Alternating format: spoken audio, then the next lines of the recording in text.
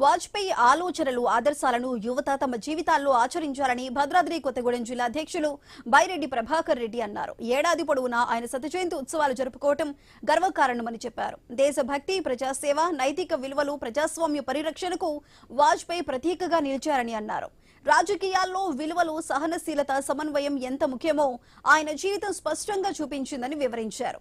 దేశ అభివృద్ధిలో ప్రతి ఒక్కరూ భాగస్వామ్యం కావాలని పిలుపునిచ్చారు. అటల్ మోదీ సుపరిపాలన యాత్ర సందర్భంగా ప్రత్యేక కార్యక్రమం నిర్వహించారు.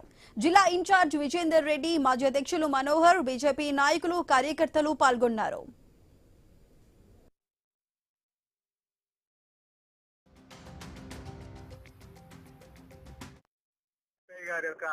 శత జయంతి ఉత్సవాన్ని సంవత్సరం అంతా కూడా ఘనంగా నిర్వహించుకున్న విషయము మనందరూ తెలుసు.